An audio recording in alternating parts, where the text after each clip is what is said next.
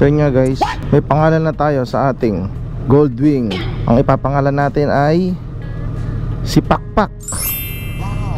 So, that's your name. Welcome to the family, Pakpak. Yan. Ngayon pupunta tayo sa sa Garden of Love kasi death anniversary ng aking papa. Kaya dadaling ko to. Papakita ko sa kanya. Sila Lovely na una na sila. Nakasasakyan. Dahil papakita ko to kay papa Kaya dadaling ko. Yan si Goldwing dahil mabigat na siya, may atras na siya. Ay, hindi na pala ikaw si Goldwing, ikaw na si Pakpak. Meron din siya kasi sa Abante ito. Neutral. Ito yung handbrake niya guys Tapos drive, parang scooter, yun, para ka nang naka NMAX. Yun, papakita ko to kay papa kasi yun nga, death anniversary niya ngayon. Si papa kasi mahilig sa motor talaga yun. Actually, nung huling birthday niya na nabubuhay pa siya, ang regalo ko sa kanya is Yamaha Aerox.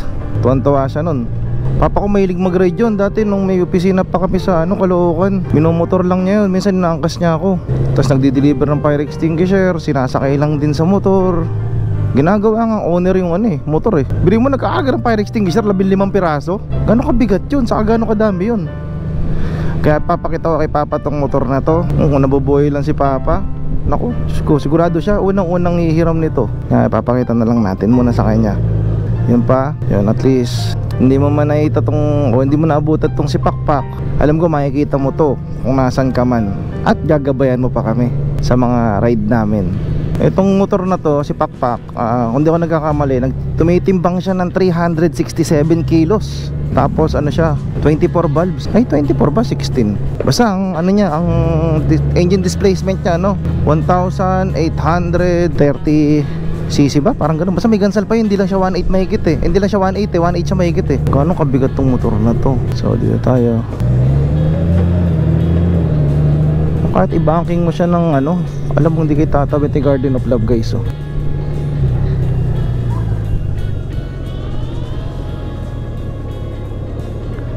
Init.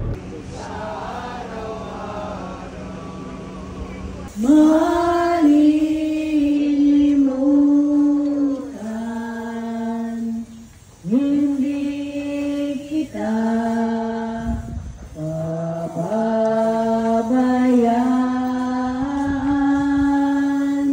Ayan, tapos na yung mas.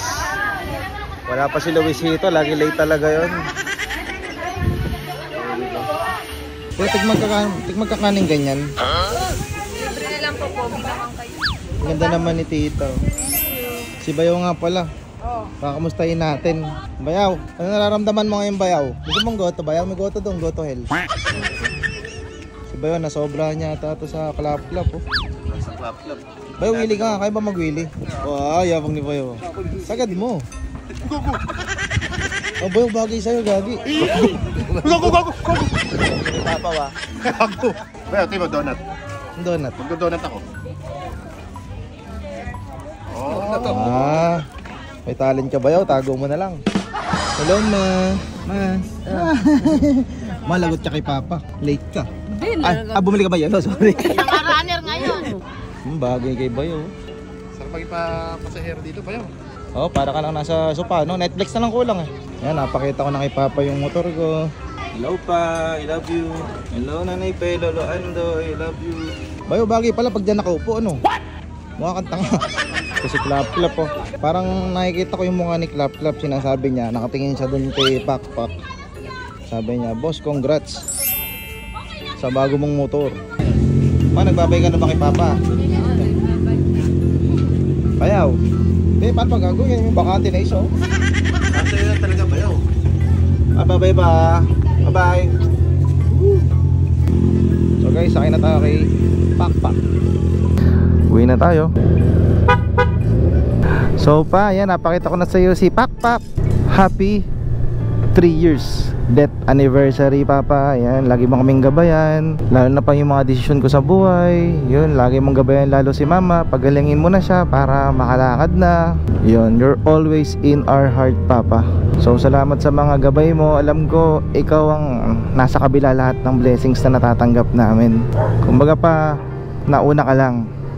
Magkikita-kita rin naman tayong lahat dyan. So yun nga pa, I love you. And miss na miss ka na namin.